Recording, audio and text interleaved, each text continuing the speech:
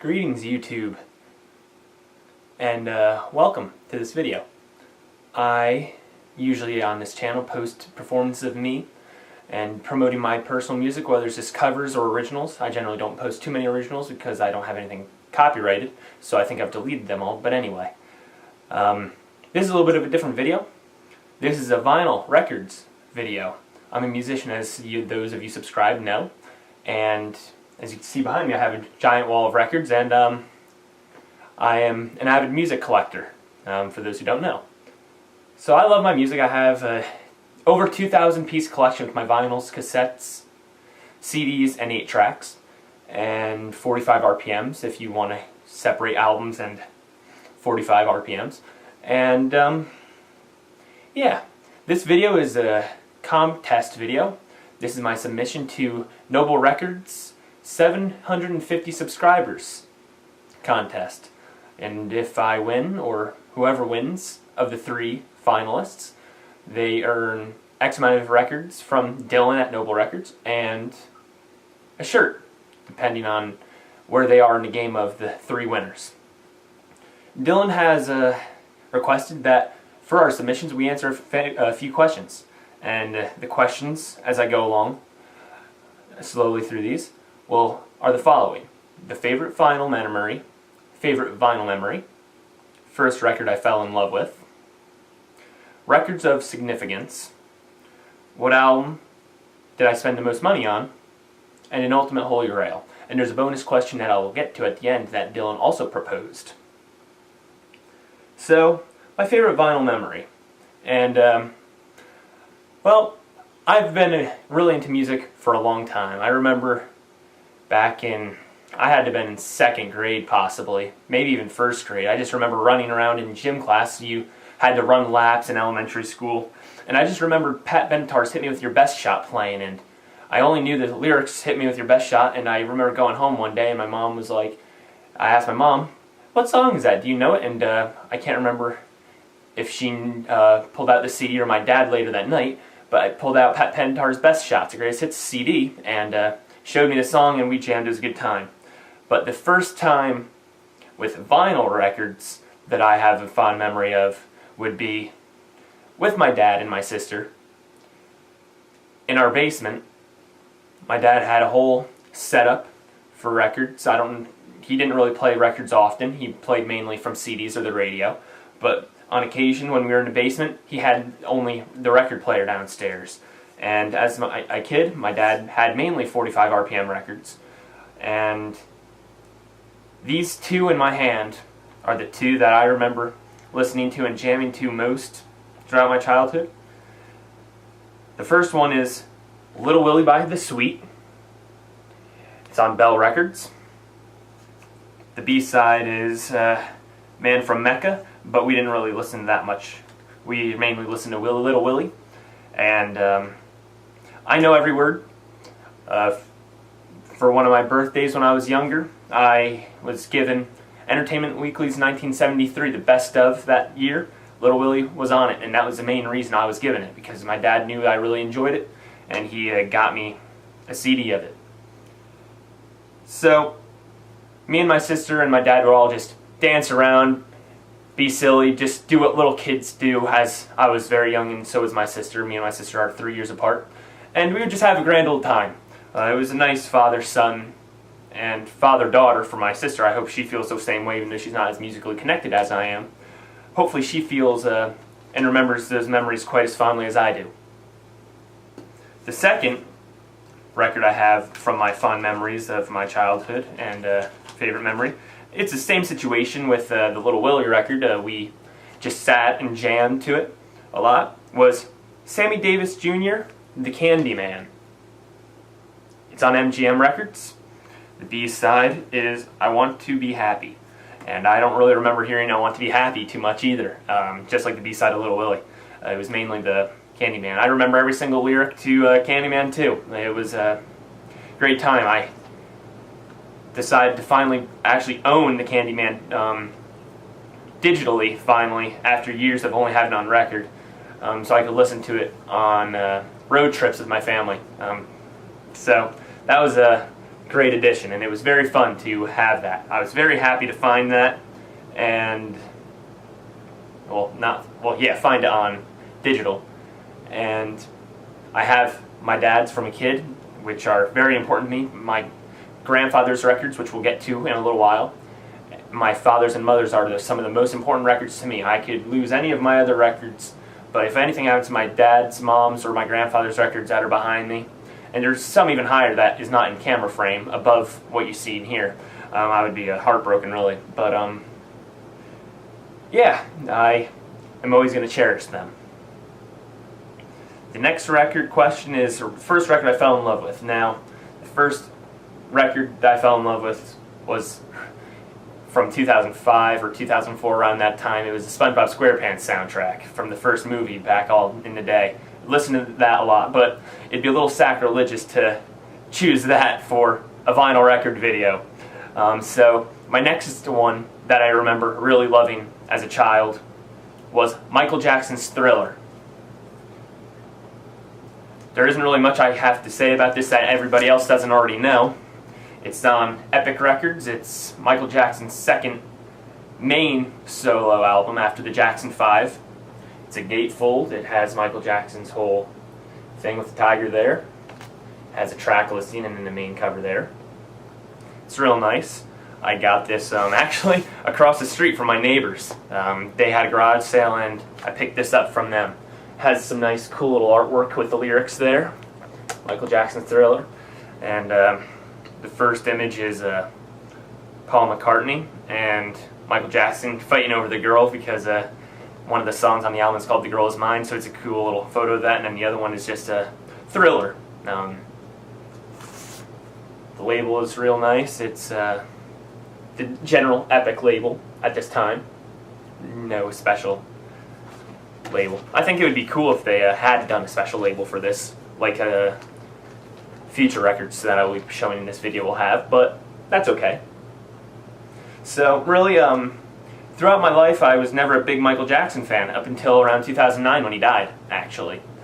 My mom had Bad on CD, but really I didn't pay attention to it based on all the scandals and all the nasty stuff about what he did in the 90s and all the stuff that we all probably are very much aware of. I never really wanted to give him a chance. I really was like, alright, if he's doing that stuff, why should I even bother giving his music a chance? He just promoting that kind of stuff. But boy, was I wrong. His music is a completely different ballgame. When he died, a bunch of my friends were listening to him, and I was like, you know, I'll listen to him. So I bought every single special edition CD that came out, and that was on the shelves not too long after he died.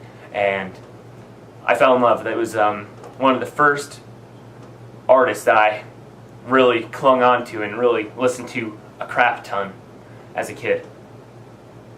The next question that Dylan had asked for people to answer is records with significance. I have a handful of them here. And just like my friend Tunes at the Man Cave, Chris, I watched his video for this last night. Actually, not the other day, last night. And he had a whole bunch of records. So I figured I could do a few more than just one record. And it was really hard to just only choose one. Because specifically in my grandfather's collection, which most of these are from, a lot of his records have great big significance to me. And yeah. So my grandfather was giving me his record collection. He was like, you know what, Mike, I know you like music and I don't have a record player anymore. So he kind of just gave me his collection. I have almost all of his collection. There's only about 100 maybe left, maybe 50, I don't know. He said there's a couple more handfuls. So I have that. And these records have even more special meaning to me. I mean, not only because they're from him, and we get to personally share the moments while he's still alive and everything with these songs, and him being able to tell me. It's actually really magnificent.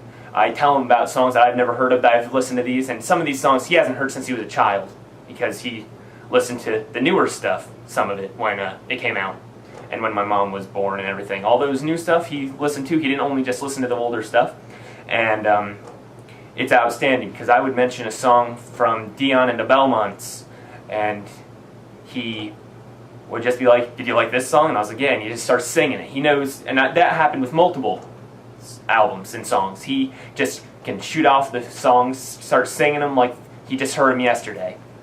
It's really magnificent, my grandfather. And they have even more of a special impact because it was not too long after he started giving me his record collection, a few months later when he started, that he was diagnosed with lung cancer, and it now is at this point terminal. So it's almost as if he's giving this as a, if nothing else, a final goodbye kind of gift. But I mean, he's also giving me them so he could see me enjoy him, and he wants to see me enjoy him as well. And they have that special meaning because obviously when I first was told, and before he was starting going through treatments, I'm like, well, how long does he have? Is this my final goodbye gift? And we're talking, this was a couple years ago he was first diagnosed. He was only diagnosed with it terminally a couple months ago. But that's it has even more special and even stronger impact due to that fact. But anywho, the first record, as I said, is from his collection, and almost all of these are. But this album is not only significant because of my grandfather, it's also significant to one of my friends and also significant because of my uncle. Pink Floyd's The Wall. Many of us know a lot about The Wall, just like with Michael Jackson's Thriller, so I'm not going to go too much into it. Obviously, it has the entire wall in the back, and then the internal gatefold is the characters of the story of The Wall, because for those who don't know, The Wall tells a story. The Wall is a story about a character named Pink, which is actually directly reflective of Roger Waters, so one of the band members of Pink Floyd, and some personal life stories. I'm not going to get into the entire story of it, but it's about a real life situation and how Roger Waters, or Pink in the story, has been. So, this is on Columbia Records. It has custom labels.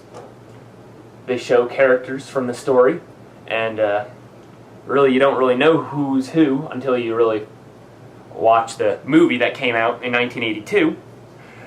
This album came out in 1989, so I guess it was a couple years. I mean, I assume people guessed back then. I would have loved to have been around back in 1979 when this album came out and heard it for the first time back then. I feel like it would have been a magnificent, but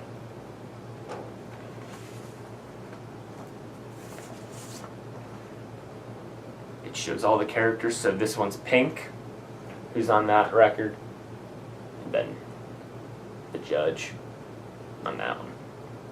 And all these sleeves have handwritten lyrics. I'm not going to show them all, but they have handwritten lyrics.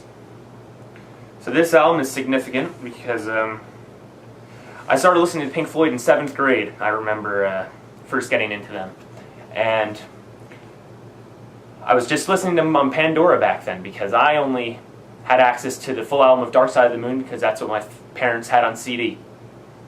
And so I was listening to them on Pandora, and I was like, you know, some of these things are great off The Wall and everything. Later finds out that my grandfather had The Wall both on CD and digitally, or not digitally, on vinyl record, excuse me. So I borrowed that CD and I copied it, so I had that as well.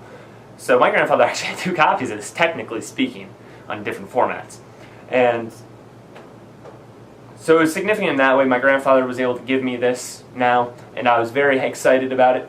It was one of them that I knew he had in his collection, and I was ecstatic when I finally got to have it, because until he gave me this, I never got to hear it on vinyl record. And boy, is it fantastic. I'll tell you that, and with a handful of other of my records, but The Wall, you can hear things that you can't hear on a digital version. Some of the echo effects and everything, they're on the CD version, but on here, they're a lot more prominent. Specifically on things like Mother and the second guitar solo of Comfortably Numb. The echo is fantastic. I had very similar things happen when I first got Ozzy Osbourne's Bark at the Moon on vinyl record and Kansas's Point of No Return on vinyl record, just to name a few others that I've had very similar experiences with. Oh, and the Cars' self-titled first album is the same way. Completely different than on record. Some of them you can say, yeah, it sounds better on record, but it's very close to the CD. No, these are completely, you hear completely different on, say, The Wall and the others I just mentioned. Another reason The Wall is very significant for me is my friend Alex. One of our friendship actually started based on The Wall. We were both in community college at the time. We were both music majors at community college. And I just heard something about Pink Floyd, The Wall. And I was like, oh, well, what about Pink Floyd The Wall? What are we talking about? He's like, oh yeah, I've been really into it lately. I could tell you the story about anything on that album. Do you want to know anything about the album? And me, I love learning things, and I like history and all that stuff, so I'm like, yeah, sure, tell me something. He's like, all right, what song do you want to hear about? I said The Trial, which threw him off. He's like, really? You want to know about The Trial? And I was like, yeah.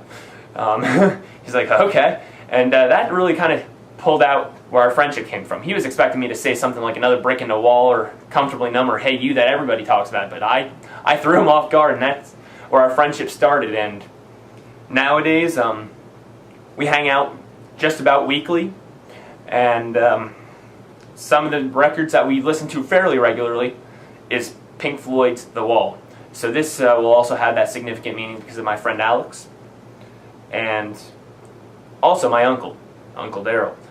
He let me borrow every single one of his Pink Floyd CDs when I started listening to Pink Floyd, and The Wall was one of them, even though I had access to my grandfather's copy of The Wall on CD. He let me borrow a bunch of other Pink Floyds as well, so The Wall I kind of associate with my uncle as well. The second significant record is Dolly Parton's Jolene. I've loved this album for a long time. I had this album on record before my grandfather even gave me his copy, but I now have 2 copies. I'm keeping both of them currently because I haven't determined the full differences but I assume it's just a pressing difference because the spine, the way the label is on the spine of my grandfather's copy, which is this one, versus my copy I had, is different. I also had this on CD. So I always wanted Jolene on record or CD. I always loved that song, so I wanted it, got it. And little did I know I Will Always Love You was also done by Dolly Parton. I did not know that until I had this full album. I always knew the Whitney Houston version, where Whitney Houston really only did it as a cover. This record, Dolly Parton, is on RCA Records, and had the Duraflex RCA Victor label, an orange label, that they had in the early 70s. And what's significant to this record is, on Thanksgiving this past year, Thanksgiving again is coming up, we're running on a year at this point, this nearly happened. My grandfather gave me a bunch of records Thanksgiving morning last year. He only lives a couple minutes from my house, so I came over. He gave me the next part of his collection, and he gave me this. And later that night, we had Thanksgiving at my house, and we were watching some Access TV. We were watching Fleetwood Mac, and my grandfather got sick of watching it. He didn't want to hear it anymore. He liked Fleetwood Mac. He has a few of their records in his collection, some of their solo career records too. But he didn't want to hear it. He's like, so he goes to me, he's like, Mike, where's the records that I gave you today? And I'm like, they're upstairs in my room. And he's like, all right, let's go to your room. Let's go listen to some of them. You have a turntable in there? And I was like, absolutely. So we went up there, and one of the records we listened to, parts of, was this album. Now, I already knew this album before my grandfather gave it to me, but he wanted to hear parts of it. He only wanted to show me songs here and there that he remembered really loving, and songs that he wanted to hear at least one more time in his life. And Dolly Parton's I Will Always Love You was that song that he chose. It's the first song on side B. And obviously I love music. Music has always been very important to me, has always been significant, has always drawn emotions from me. I Will Always Love You always did that too. It always made me feel like, oh yeah, it's a powerful song. But with my grandfather being diagnosed with cancer and everything, and with that, along with him wanting to hear this song and hearing the powerful message, just sitting with him, listening to it, I broke down. I did break down. I was crying a little bit. I was trying to hold it in. He looks at me, he's like, what's wrong? You don't look happy. And I was like, I'm the complete opposite of happy. I'm having a grand old time, which I truly was. I was just getting emotional because it had that kind of impact on me. And it was that day, along with hearing other songs that he showed me, it was a nice grandfather-grandson bonding moment. It was very special. It's one of the more special moments I've had with my music collection, with records. The next record, I also knew before my grandfather gave it to me in his collection. I had it on record as well, except I sold my other copy of it, since I only wanted the same looking one. Elton John, Hunky Chet-How. I hope I said that right, and many people correct me on how I say that, so I don't know if I said that right. But this has the popular hits Honky Cat and Rocket Man. And the reason this one is so significant to me is that My grandfather said when he gave me this, he's like, this is an outstanding record, which I had already known, but I'm going to let him tell me the stories and everything he wants me to. He said, this is an outstanding record. He said that this was my go-to rock record. So, this one was the one that he must have played countless times. I can't even imagine how many times, but he probably played a lot if he says that. So, the backside, it has the band members, it has the track listing. This record's on Uni Records, and it opens up and there's all the lyrics to the songs and everything. I think this is one of my favorite Elton John records. It was one of them before my grandfather even told me about it and everything, but because of it, it's grown an even bigger part of my heart now, and I'm actually starting to learn Rocket Man and being able to play it on piano and sing along with it. So that's what the label looks like. It's the Spiral Uni record label logo that they used at the time before Elton John went off to his future record label, which I can't remember what it was offhand, but he switched to, I believe, his own record label. And it's kind of interesting. It has this little flap here. Sorry, couldn't even get it in the camera angle. And it just closes like that. So, another record from my grandfather's collection. This is an album that I had heard of, but never listened to. And I was talking to my grandfather. My grandfather was a big country music person, even though it doesn't really seem like it based on the previous records I've shown in my grandfather's collection. Most of this collection, on this side, these are all my grandfather's records. Most of them are country, and classic country. 50s, 60s, and 70s country. And boy, are they freaking fantastic. But Johnny Cash, my grandfather introduced me to when I was really young, and I looked into him and all this stuff. And one of the records that I had been curious of is Johnny Cash's album Ride This Train. Johnny Cash's Ride This Train always fascinated me because I actually collect model trains. Me and my dad have that. And I always think a train song is really good, especially a country train song. I just love them. Songs like Orange Blossom Special, which Johnny Cash also did. I have that record as well, from my grandfather, believe it or not. But the record is Ride This Train. And I was talking to him about it, and he's like, you know what, I have that somewhere. Let me go try to dig it out. So the next time I saw him, he came over to the house. He had this and 3 other Johnny Cash records for me to look at. And when we are hanging out on Memorial Day, Veterans Day weekend, whatever the family occasion or holiday that we're hanging together, I'm usually hanging out with him, choosing the music for outside playing it. But I didn't know if my grandfather wanted these back right away. So I played this record along with the other 3 Johnny Cash records. Played them back to back. They were fantastic. And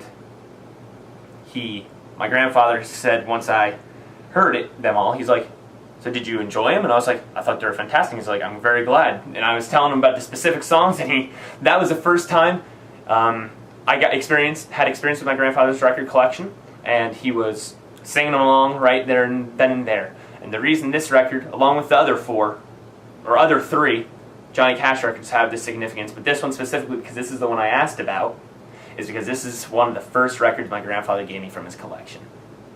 And this album is just a story.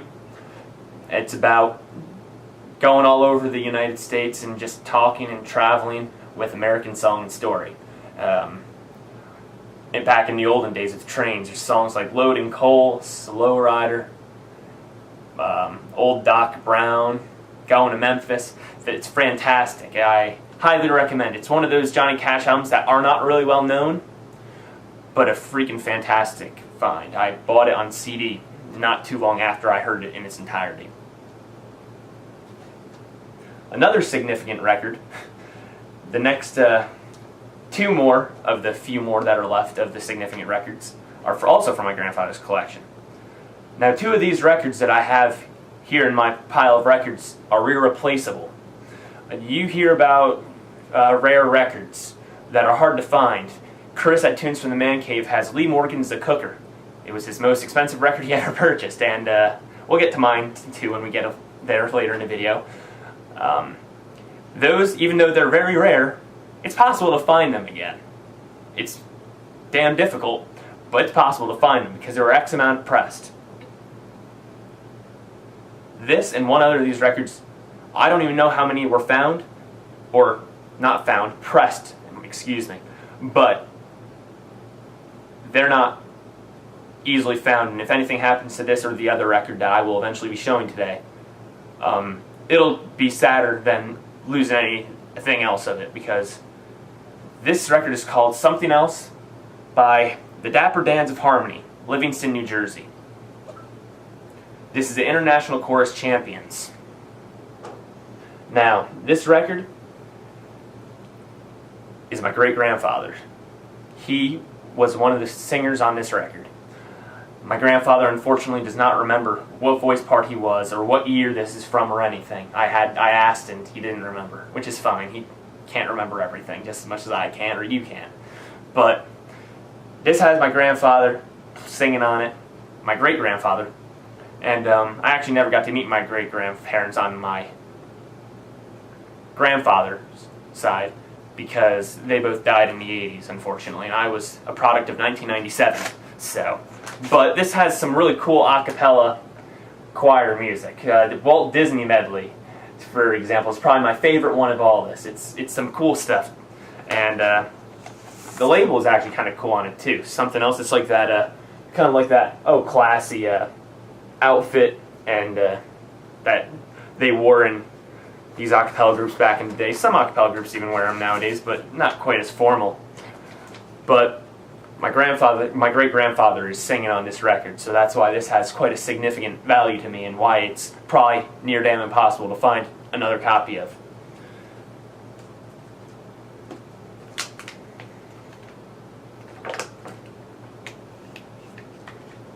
Alright, this next one is the last one of my grandfather's collection that I'm going to be showing in this video. This one is significant. This was also given to me the day of and shown to me, a certain song from this record, the day of Thanksgiving as well, along with the Jolene record. This one is The Platters' Encore of Golden Hits. It's their greatest hits album, or at least their first one. This has outstanding songs. The Great Pretender, Twilight's Time, Smoke Gets in Your Eyes, My Prayer. I could go on and on. This is a fantastic freaking record. This record is on Mercury Records, if I'm not mistaken. Yes, Mercury. And I DJ. And my grandfather was showing me this record. He's like, put on the song Smoke Gets in Your Eyes. And I was like, okay. So it's the first time I ever hear Smoke Gets in Your Eyes. And he plays it. I don't know. I play it, really. And he says, this is a great song for someone's first dance at a wedding. So I ended up getting this song digitally, and this entire album actually digitally. And it was just important to me that he was suggesting DJ songs for me as a DJ. It was kind of cool. So that's the Mercury label, what it looks like back at this moment when Mercury was producing these. Unfortunately, I do not have a year for this record offhand, but that's the significance of this. This was one of those albums and songs where he showed me on Thanksgiving, and I will always remember that night of records showing. Alright, we're headed on to the last two records of my significance, of great significance. This one is from my mom's collection. It's called On the Steps of the Nation's Capital, The Kids from Green. Green Hills Middle School Select Chorus. This has my mother singing on it, back when she was in choir in middle school. So, it's pretty cool. It has my mom's name on the back of it in the credits and everything. So this one has that significance because, along with the one with my great-grandfather's choir on it, it's going to be nearly impossible to find another copy of this, if at all possible. And it just holds that special meaning to me because of it. So, this one I actually haven't listened to yet in its entirety, but I'm looking forward to hearing the rest of it. You heard me mention his names a few times in this video already. I'm about to mention him again. Chris from Tunes at the Man Cave. This record I got through him. So this is the one record in my collection of the significance because of him. I was actually at a concert this past summer. I was snooping through Instagram on his Snap store, and he had a bunch of records for sale. And this was the one I chose because there was a few others I would have liked, but I could only buy so many. I'm a college student. Got to pay those bills, you know. So it kind of grew our friendship because we had talked a few times before this transaction. But this kind of built the trust between us. He made a special exception for me with this, and he gave me what I assumed to be a good deal on this. I don't know anything, but it was a cheap record for me, one of the cheaper ones I've purchased, and I know he gave me a good deal on it. He was giving a good deal to everybody, I assume. He's a very good guy. Chris is a great guy. I'm looking forward to meeting him in person one day. Any friend of Chris's is a friend of mine in my book because he's just a great guy, great lover of music. And so, Dylan, I'll consider you a friend too because you and him are very tight, and I trust anybody who Chris trusts. So the record I'm talking about that I got from him is the Mo-Fi copy of the B-52's first album. This has the song Rock Lobster on it. It's a crowd favorite. And it has a Mo-Fi inner sleeve, the one and only record I have with a Mo-Fi inner sleeve currently. But it's in fantastic shape. It's a silver label. It's a 2010 pressing, and it's a numbered 2010 pressing. So it's definitely a valued record, and I was very happy with this turnout, this transaction, and I'm very much so looking forward to doing any other transactions with Chris in the future. Chris, I know you'll be watching this, so shout out to you, brother. You're a great guy. I love talking to you, man. The next record question is, what is the most expensive record I purchased? How much did I spend on it and all that stuff? Dylan said that I don't have to disclose the amount of money, but I'm going to. It's not compared to Chris's video, it's nowhere near the price he paid for his most expensive record, and it's not going to be the cheapest record I've purchased. This is the highest I've spent at the moment, but I'm sure I'll, in the future, be paying quite a bit more for records, especially because I'm starting to get into jazz, which I'll talk about later with the Grail question. But the most I spent on a record is this one right here, Star Wars The Force Awakens soundtrack. It's a 2-record set on Walt Disney Records. The reason it's so expensive is not only because it's a modern 180 gram pressing with 2 records, but if you see on the sticker there, it's a 3D hologram experience. So it has a Millennium Falcon on one disc and a TIE Fighter on the other. This record is a gatefold record, but since it's new, I didn't take off the plastic on. I just cut it down the side. So I have seen photos of the gatefold, and but I haven't seen it in person because I keep the plastic on most of the new records I buy just to keep them nice and everything. So this came with a booklet, and it has like information about the movie and all that. It's a cool booklet and everything. I think it's actually mainly photos, but it has there's some stories to it too. But there's some photos and everything in it. Got him right there. Let's see, where's the photo I'm looking for? There it is. There's a cool photo. That's my favorite photo in the booklet. And there's some credits at the end of it and everything. So, this is a Force Awakens hologram record. It's a 2 LP set. I'm not going to show both LPs because they're same. The labels and everything are the same, except for the Millennium Falcon versus the TIE Fighter, the hologram just looks different. I can't demo the hologram right here, right now, because I don't have a direct light to do that with, but the label just says Star Wars The Force Awakens. It doesn't even have the track listing. The track listing is only on the back cover.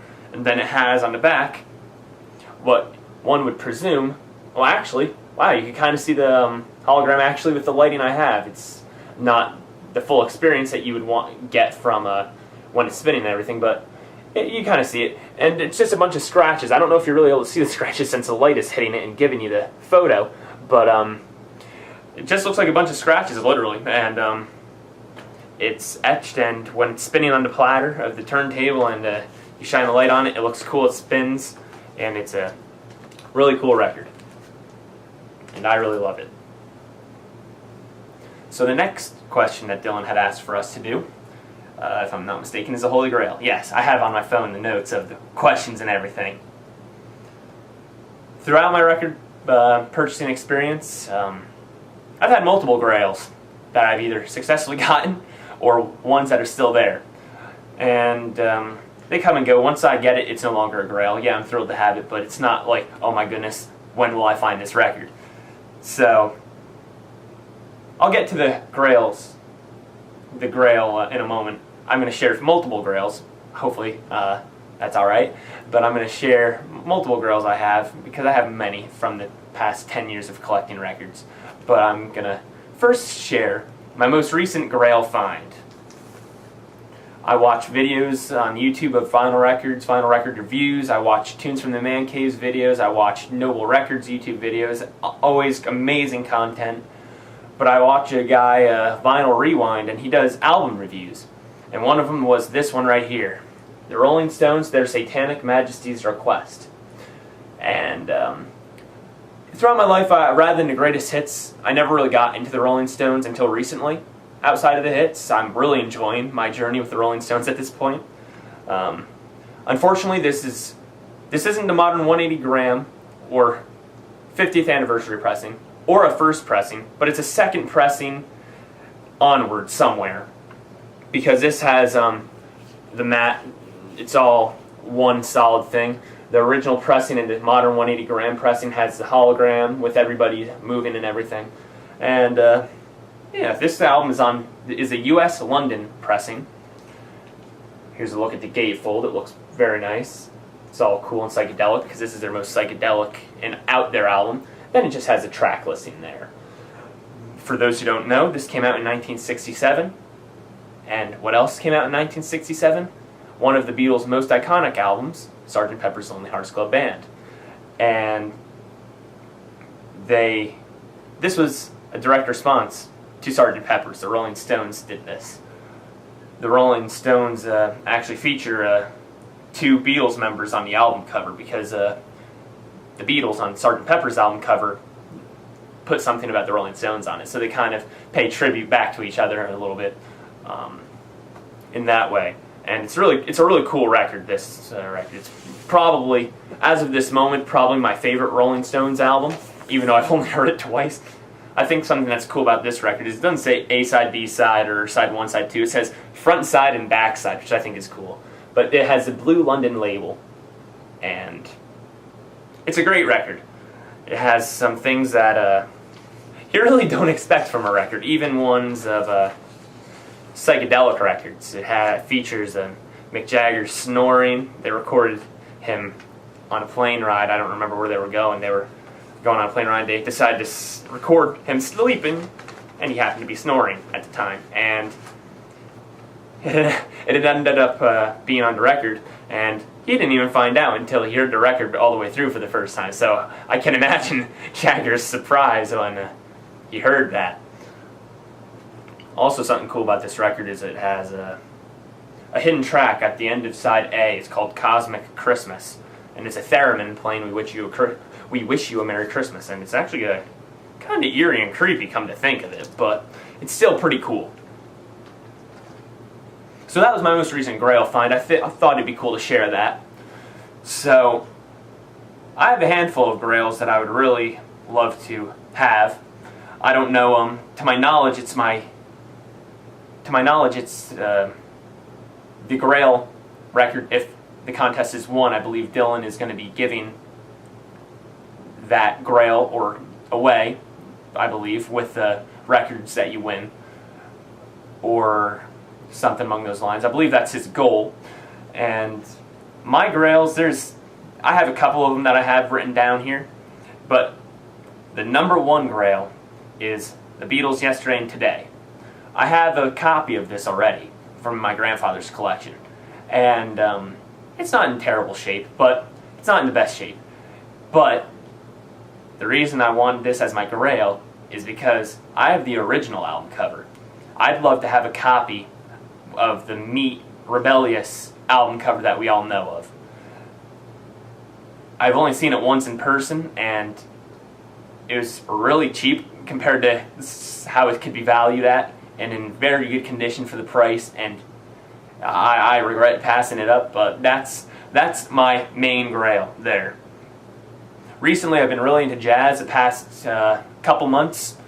I have a couple friends from college to thank for that, but I also have Tunes from the Man Cave. His videos have been fantastic. His Jazz Collection Starter videos, I've gotten a handful of those, whether it be digitally, on CD, or vinyl record. And along with those recommendations from him on those videos, and on top of me exploring my own and my friends at college, I've been finding jazz to be a great love. And I've always enjoyed jazz and appreciated it, but I just didn't really know where to go, or who to talk to, or where to go.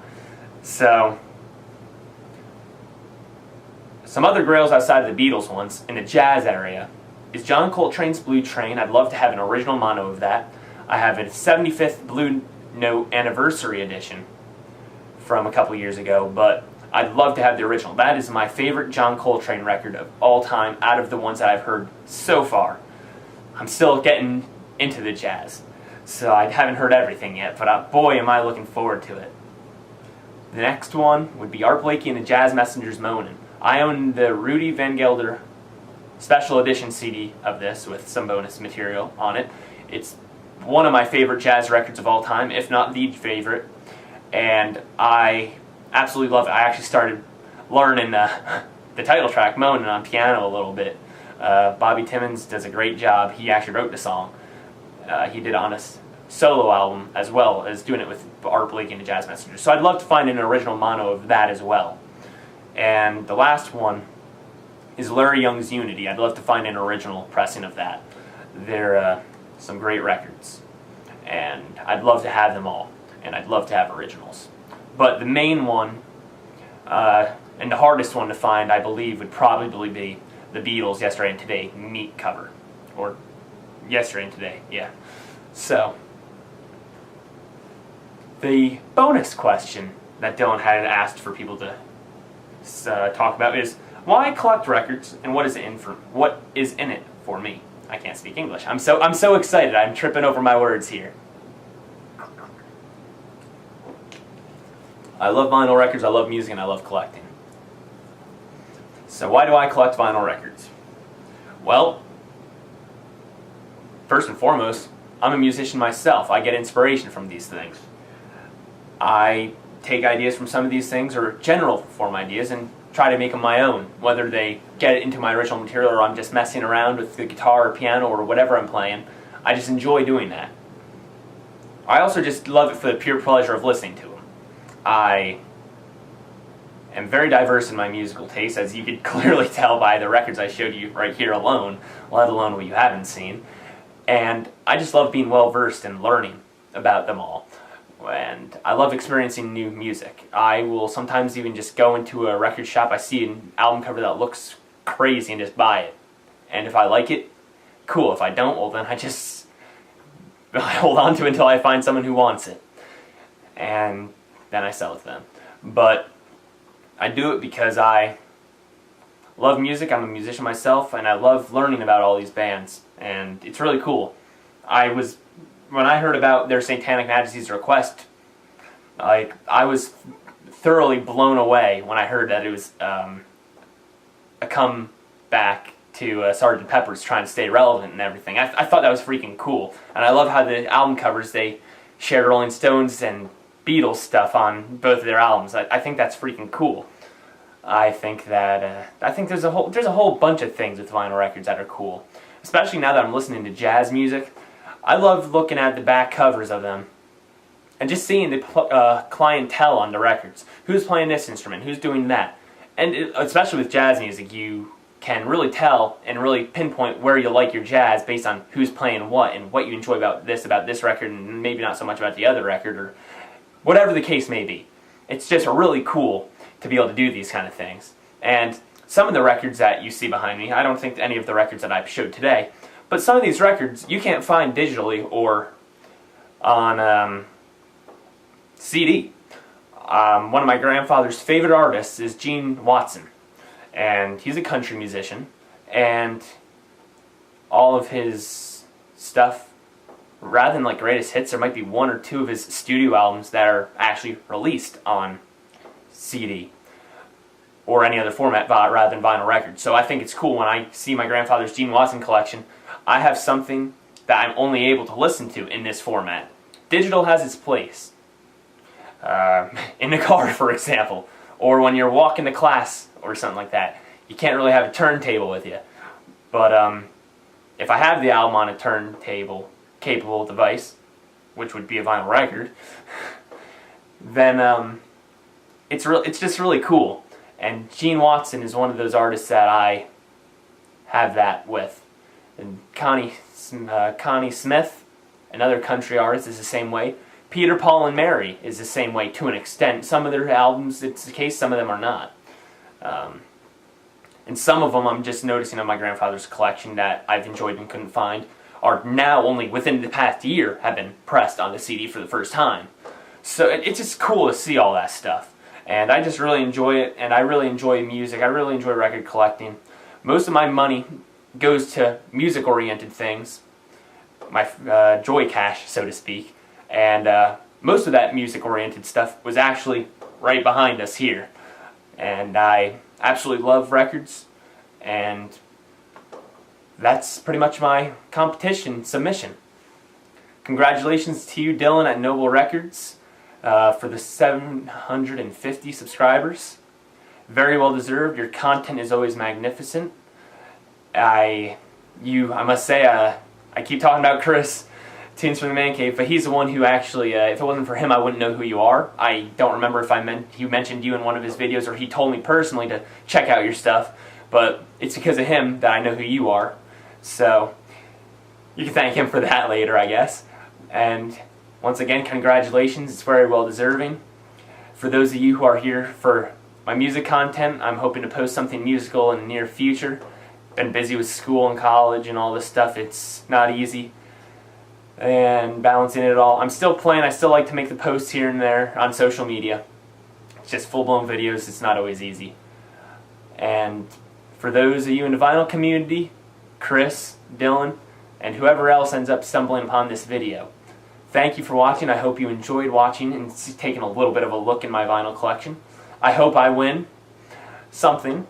I understand if I don't. I'm very much appreciated just for the opportunity. I'm looking forward to seeing the results. I believe at the beginning of December is when the competition ends, and we'll see where it goes.